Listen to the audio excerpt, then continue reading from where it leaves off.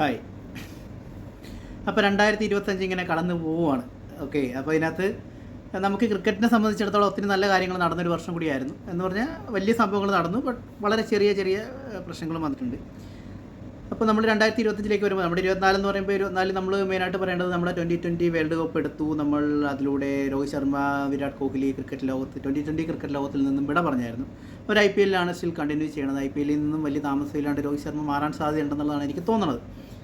അപ്പോൾ അടുത്തത് നമ്മൾ 2025 വന്നപ്പോൾ ഏകദേശം അതിൻ്റെ ഒരു കണ്ടിന്യൂറ്റി എന്ന പോലെ തന്നെ ICC ചാമ്പ്യൻസ് ട്രോഫി നമ്മൾ കരസ്ഥമാക്കിയിരിക്കുകയാണ്. ന്യൂസിലൻഡിനെ അടിച്ചു തകർത്താണ് നമ്മൾ കരസ്ഥമാക്കിയത്. രോഹിത് ശർമ്മ മുന്നിൽ നിന്ന് നയിച്ചൊരു ഗെയിമും കൂടിയായിരുന്നു. ഓസ്ട്രേലിയക്കെതിരെയുള്ള കളിയൊക്കെ രോഹിത് ശർമ്മ നിന്ന് അടിച്ച് പൊളിച്ചു കളഞ്ഞു. അവസാനം ഫോമല്ലാത്ത കോഹ്ലി അവസാനത്തെ കളിയിൽ ഒരു 60 റൺസൊക്കെ എടുത്തു. ടോപ്പ് സ്കോററായി, മനസ്സമാച്ചൊക്കെയായി. അങ്ങനെ പുള്ളിയുടെ ഒരു കോൺട്രിബ്യൂഷനും അതിലൂടെ ഇട്ടു. നമ്മുടെ ആ ഒരു റോക്കോയുടെ ആ ഒരു കോംബോ കോൺട്രിബ്യൂഷനെ ഒരു ഫുൾഫിൽ ചെയ്യുന്ന ഒരു പെർഫോമൻസ് ആയിപ്പോയി മൊത്തത്തിൽ നോക്കും. അപ്പോൾ അങ്ങനെ നിൽക്കുന്നു. ഇതിനിടയ്ക്ക് ടെസ്റ്റിൽ നമുക്ക് വളരെ തിരിച്ചടികളാണ് നേരിട്ടിരിക്കുന്നത്. ഈ ടെസ്റ്റിൽ വളരെ ദുർഘടമായ അവസ്ഥയിലൂടെയാണ് നമ്മൾ ഈ 2025 പോയത്. ഗംഭീർ കോച്ചായതിനു ശേഷം രോഹിത് ശർമ്മയുടെയും വിരാട് കോഹ്ലിനെയൊക്കെ പോയി പേഴ്സണലായിട്ട് കണ്ടു. കളിക്കാൻ വരണം, എൻ്റെ മാനം കാക്കനോട മക്കളെ, ബാക്കിയുള്ള നമ്മുടെ പിണക്കങ്ങളൊക്കെ നമുക്ക് അവിടെ കാണിക്കാമെന്നൊക്കെ പറഞ്ഞായിരിക്കും പിരിഞ്ഞത്. പക്ഷേ മൊത്തത്തിൽ കുളമായിരുന്നു. നമ്മൾ ഒരു ICC ടെസ്റ്റ് ചാമ്പ്യൻഷിപ്പ് സ്വപ്നം കണ്ടുള്ള ഒരു മൂവ് തുടങ്ങിയിട്ട് 1-2 വർഷമായിരുന്നു. പക്ഷേ നമുക്കതിലേക്ക് എത്താൻ സാധിച്ചില്ല. അതിനിടയ്ക്ക് രോഹിത് ശർമ്മ ശരിക്കും ടെസ്റ്റ് ക്രിക്കറ്റ് മടുത്തായിരുന്നു. അതുള്ള കാര്യം എല്ലാത്തിൻ്റെയും ക്യാപ്റ്റൻസി എല്ലാം കൂടി ആൾക്ക് കളി മടുത്തു. സാധാരണ പുള്ളി ഇത്ര നാളൊന്നും ഇങ്ങനെ കണ്ടിന്യൂസ് ആയിട്ട് കളിക്കുന്ന ഒരു വ്യക്തിയല്ല. പുള്ളി കുറച്ച് കളിക്കുന്നു, ഒരു പരിക്കെന്ന് പറഞ്ഞ് പോകുന്നു, പിന്നെ ഇടയ്ക്ക് വരുന്നു. പുള്ളി അങ്ങനെ ഒരു കാര്യമായിരുന്നു. പുള്ളിക്ക് നല്ല കഴിവുള്ള ആളാണ്.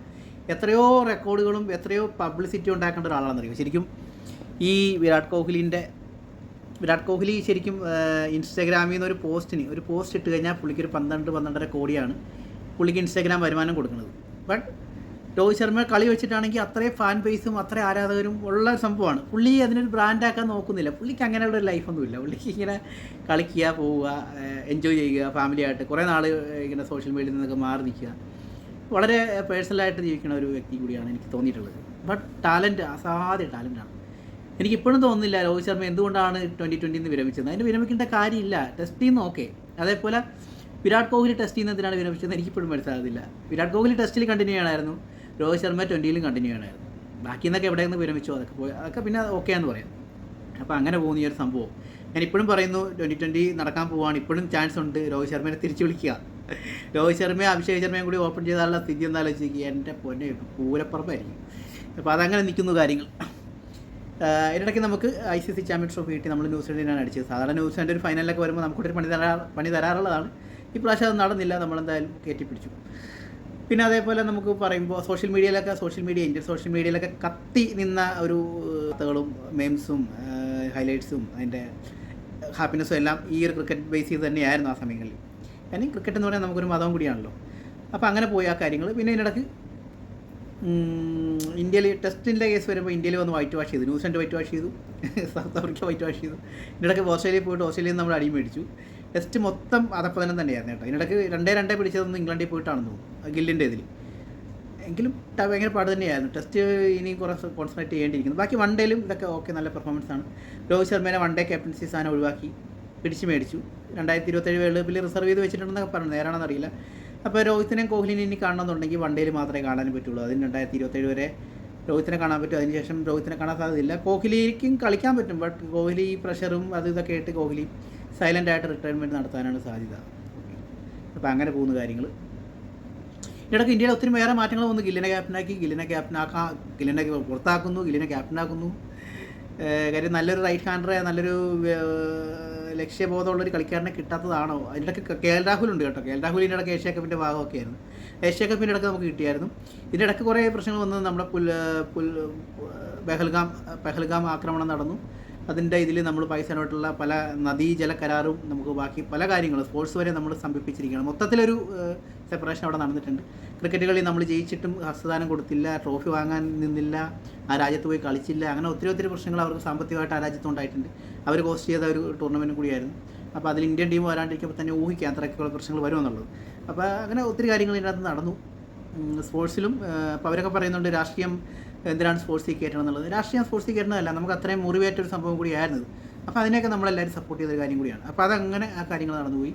ഇതിൻ്റെ ഇടയ്ക്ക് ഒരു വലിയ സംഭവം നടന്നെന്ന് പറഞ്ഞാൽ വൈഭവ് സൂര്യവംശി എന്ന് പറഞ്ഞ കളിക്കാരൻ, പുള്ളി 1-2 വർഷം മുന്നേ, കഴിഞ്ഞ വർഷമൊക്കെയാണ്, പുള്ളി ചെറിയ ബോളുകളിൽ നിന്ന് സെഞ്ചുറിയൊക്കെ അടിച്ചപ്പോൾ നമ്മുടെ രാഷ്ട്രീയക്കാരെല്ലാവരും പുള്ളീനെ പുകഴ്ത്തി അടിക്കുന്നുണ്ടായിരുന്നു. ആളുടെ ഒരു ആഗമനം വളരെ പെട്ടെന്നല്ല, നമ്മൾ കരുതിയത് തന്നെയാണ്. പക്ഷേ രാജസ്ഥാൻ റോയൽസ് ആണ് പുള്ളീനെ സ്വന്തമാക്കിയത്. സഞ്ജു സാംസൺ പരിക്കോ വിശ്രമമോ വേണ്ടി വന്നപ്പോൾ വൈഭവിനെ അങ്ങോട്ട് ഇറക്കി അടിയോടടിയായിരുന്നു. ഫസ്റ്റ് ബോളിൽ തന്നെ 6 അടിച്ചത്, അത് ഓഫ് ടെമ്പോ മിഡോണിലാണ് തൂക്കിയത്. ഒരു കട്ട് ഷോട്ടാണ് പുള്ളി അവിടെ തൂക്കിയെന്നുള്ളതാണ് ഞാൻ കണ്ടപ്പോൾ എനിക്ക് മനസ്സിലായത്. എന്തായാലും കിടക്കനായിട്ടുണ്ട്. ബട്ട് ഇന്ത്യൻ ഒരു രാജസ്ഥാൻ ഒരു ഡ്രസ്സിംഗ് റൂമൊക്കെ ഭയങ്കര ഹാപ്പിയാണ്. കാര്യം 35 ബോൾ എന്നൊക്കെയാണ് സെഞ്ചുറി അടിക്കുന്നത്. ചുമ്മാ തൂക്കിയിട്ടില്ല. രാഹുൽ ദ്രാവിഡ് ഇങ്ങനെ അടിച്ചടിച്ച്, രാഹുൽ ദ്രാവിഡ് ഇങ്ങനെ ആലോചിക്കുമായിരുന്നു. സാധാരണ ചെറിയ പിള്ളേരൊക്കെ പൊക്കിക്കൊണ്ടുവരുന്നതിൽ രാഹുൽ ദ്രാവിഡിൻ്റെ പങ്കറിയാലോ, ഇന്ത്യൻ ടീമിലേക്ക് ഇങ്ങനെ കൊണ്ടുവരുന്നതിൽ. പുള്ളിക്ക് ഒരാളെ കിട്ടിയപ്പോൾ സന്തോഷമായി. ഇവൻ്റെ ഇവൻ അടിക്കാൻ തുടങ്ങുമ്പോൾ തന്നെ ദ്രാവിഡിൻ്റെ ഒരു സംസാരമൊക്കെ ഇങ്ങനെ കാണിക്കുന്നുണ്ട് അവിടെ. ഇവൻ നമ്മൾ ഉദ്ദേശിച്ച ആളല്ല, അല്ലെങ്കിൽ ഇവൻ നമ്മളെ കുറേ നാൾ കൊണ്ടുപോകുന്നുള്ള രീതിയിലുള്ള ഭയങ്കര സന്തോഷമൊക്കെ അവിടെ കാണാനുണ്ടായത്. ആ ഡ്രസ്സിംഗ് റൂം ഇത്രത്തോളം ഒരു കളിക്കാരനെ കണ്ടുകൊണ്ട് ചിന്തിച്ചുകൊണ്ട് ആനന്ദ തുന്തിലമാകുന്നത് ഞാൻ കുറേ നാൾക്ക് ശേഷമാണ് കാണുന്നത്. അത് കണ്ടപ്പോൾ നമുക്കും ഭയങ്കര ഹാപ്പിയായി. അഭിഷേകല്ലല്ലോ, അവൻ്റെ വൈഭവിൻ്റെ കളിയെല്ലാം ഓക്കെയാണ്. ലെഗ് സ്റ്റമ്പൊക്കെ എല്ലാം ഓക്കെയാണ്, ഓഫ് ടെമ്പിലും ഓക്കെയാണ്. പക്ഷേ ഓഫ് ടെമ്പിൽ ആൾ കളിക്കുന്ന ഓഫ് ടെമ്പ് മിഡ് ഓൺ ഷോട്ടുകൾ ഓക്കെയാണ്, അത്യാവശ്യം കട്ട് ഷോട്ടുകൾ ഓക്കെയാണ്. സ്ട്രെയിറ്റ് ഡ്രൈവുകൾ എടുക്കാറില്ല, ബട്ട് സ്ട്രെയിറ്റ് ഹിറ്റുകൾ എടുക്കുന്നുണ്ട്. ലോങ് ഓൺ ഷോട്ടുകൾ ഓക്കെയാണ്, ഫ്ലിക്ക് ഷോട്ടുകൾ ഓക്കെയാണ്, മിഡ് ഓഫ് ഓക്കെയാണ്, എല്ലാം ഓക്കെയാണ്. ലെഗ് സ്റ്റമ്പ് പൂർണ്ണമായിട്ടും പുള്ളിയുടെ കയ്യിലുണ്ട്. ഇപ്പോൾ അത്യാവശ്യം ഇന്ത്യയിൽ വന്നിരിക്കുന്ന എല്ലാ ലെഗ് സ്റ്റമ്പ് പ്ലേയേഴ്സ് അല്ല, എല്ലാ ലെഫ്റ്റ് ഹാൻഡർ ബാറ്റ്സ്മാൻമാർക്കും ലെഗ് സ്റ്റമ്പ് നല്ല രസമാണ്. നമ്മൾ യുവരാജിനെയൊക്കെ ഗംഭീറോ ഗാംഗുലിയോ എടുക്കാത്ത തരം നല്ല രീതിയിലുള്ള ലെഗ് സ്റ്റമ്പ് ഷോട്ടുകൾ ഇപ്പോൾ വന്നിരിക്കുന്ന എല്ലാവരും എടുക്കുന്നുണ്ട്. അത് ഭയങ്കര രസകരമായ സംഭവമാണ്. ഇത് വളരെ ആശ്വാസം തരുന്ന കാര്യമാണ്. പക്ഷേ അതേപോലെ തന്നെ ഗംഭീറിൻ്റെയൊക്കെ കൺസിസ്റ്റൻസിക്ക് മെയിനായിട്ട് വന്നിരിക്കുന്ന ഒരു കാര്യം ഓഫ് ടെമ്പാണ്. ഗാംഗുലിയും പിടിച്ചു നിന്നതിൻ്റെ ഒരു മെയിനായിട്ട് കാര്യം ഓഫ് ടെമ്പാണ്. ഇതിൽ ഓഫ് ടെമ്പിലേക്ക് വരുമ്പോൾ ഓഫ് ടെമ്പ് കട്ട് ഷോട്ടുകൾ എല്ലാവരും കളിക്കുന്നുണ്ട്. മിഡ് ഓൺ തുടങ്ങി എക്സ്ട്രാ സ്ക്വയർ വരെയുള്ള ഏരിയയിലൊക്കെ കളിക്കുന്നുണ്ട്. ബട്ട് ഇങ്ങോട്ട് വരുമ്പോൾ കട്ട് ഷോട്ട് സ്ക്വയർ കട്ടൊന്നും അങ്ങനെ ആരും എടുക്കുന്നില്ല എന്നല്ല, അവരതുവരെ വെയിറ്റ് ചെയ്യുന്നില്ല. ആ ബോളുകളിൽ ഇപ്പോൾ വൈഫോ ആയാലും ആ ബോളുകളിൽ ലെഗ് സ്റ്റമ്പ് പ്ലേ അല്ലെങ്കിൽ ഒരുവിധം ഒരു മിഡ് ഓൺ പ്ലേ കളിക്കുമ്പോൾ എനിക്ക് തോന്നിയൊരു കാര്യമാണ്, കളിച്ചപ്പോൾ തേർഡ് മാൻ പോയിന്റിൽ ക്യാച്ച് അവിടെ 6 പോയിട്ടുണ്ട്, ബട്ട് അവിടെ ക്യാച്ച് വരാൻ സാധ്യതയുള്ള ഒരു ഹിറ്റായിട്ട് എനിക്ക് തോന്നി. അതേപോലെ അഭിഷേകിനും ആ ഒരു പ്രശ്നം തോന്നി ചെറുതായിട്ട്. അപ്പോൾ ആ ബോളുകളിൽ വേണമെങ്കിൽ ഇവർക്ക് അപ്പർ കട്ട് എടുക്കാം, അല്ലെങ്കിൽ ആ ബോളുകളിൽ സ്ക്വയർ കട്ട് എടുക്കാം. അങ്ങനെ ഒരു ബാക്ക് ലൈറ്റ് പഞ്ച് എടുക്കാം, ബാക്ക് ഫുട്ടിൽ, അങ്ങനെ കുറേ പരിപാടികളുണ്ട്. ഇതൊന്നും അവിടെ എടുക്കുന്നതായിട്ട് കാണുന്നില്ല. അപ്പോൾ അത് മാത്രം എനിക്ക് കുറച്ച് ബുദ്ധിമുട്ടായിട്ട് തോന്നി. കാര്യം കുറച്ചും കൂടി പ്ലാനിങ്ങോട് കൂടി ഒരു ക്യാപ്റ്റനോ ഒരു ടീമൊക്കെ ഉണ്ടെങ്കിൽ, ഒരു ബോളറൊക്കെ ഉണ്ടെങ്കിൽ ആ വിക്കറ്റ് എടുക്കാനുള്ള മാർഗ്ഗങ്ങൾ അവരിട്ട് കൊടുക്കുന്നുണ്ടെന്നുള്ളതാണ് എനിക്ക് തോന്നിയത്. ബട്ട് അതർവൈസ് ഈ പറഞ്ഞ ബാറ്റ്സ്മാൻമാരെല്ലാവരും ഓക്കെയാണ്. വൈഭവ് ആയാലും അഭിഷേക് ആയാലും ഇവരെല്ലാവരും മിടുക്കന്മാരാണ്, എനിക്ക് അങ്ങനെയാണ് തോന്നിയത്. അപ്പോൾ അങ്ങനെ പോകുന്നു നമ്മുടെ ഇത്. ബാക്കി വന്ന ക്രിക്കറ്റുമായിട്ട് സംബന്ധിച്ച കാര്യങ്ങളൊക്കെ, വളരെ കുറച്ച് കാര്യങ്ങളൊക്കെ ഞാൻ ഷോർട്സ് വീഡിയോ ചെയ്തിട്ടുണ്ട്. അത് കാണാത്തവരത് കാണുക. ശക്തമായിട്ട് ടീം ഇന്ത്യയുടെ നെടുന്തൂണായിട്ട്, ടീം ഇന്ത്യയുടെ ബാലൻസിംഗ് ആയിട്ട് നിന്നിരുന്നത് നമ്മുടെ സൂപ്പർ താരം ഹാർദിക് പാണ്ഡ്യയാണ്. ഹാർദിക് പാണ്ഡ്യ ഒരു അസറ്റാണ് ഇന്ത്യൻ ടീമിനെന്നല്ല ഏത് ടീമിന്. ഇന്ന് ലോകത്ത് വിലപിടിപ്പുള്ള ഏറ്റവും വലിയ താരങ്ങളിലൊന്ന് ഹാർദിക് പാണ്ഡ്യയാണ്. പല താരങ്ങളും പുള്ളിനെപ്പോലെ ഒരാളെ കിട്ടാൻ കൊതിക്കുന്നു, അതൊരു സത്യമായ കാര്യമാണ്. പവർ ഹിറ്റിങ്ങിൻ്റെ ഒരു ബാക്ക് ലിഫ്റ്റിൻ്റെ പവർ ഹിറ്റിംഗ് നല്ല രീതിയിൽ യൂസ് ചെയ്യുന്നൊരു കളിക്കാരനാണ്, ഓൾറൗണ്ടറാണ്. അങ്ങനെ ഒത്തിരി പ്രത്യേകതകൾ ഹാർദിക് പാണ്ഡ്യയുണ്ട്. ഹാർദിക് പാണ്ഡ്യ എന്നും ഇന്ത്യൻ ടീമിലൂടെ ഉണ്ടാകട്ടെ, വിരമിക്കല്ലേ എന്നുള്ളൊരു ആഗ്രഹം മാത്രമേ ഉള്ളൂ.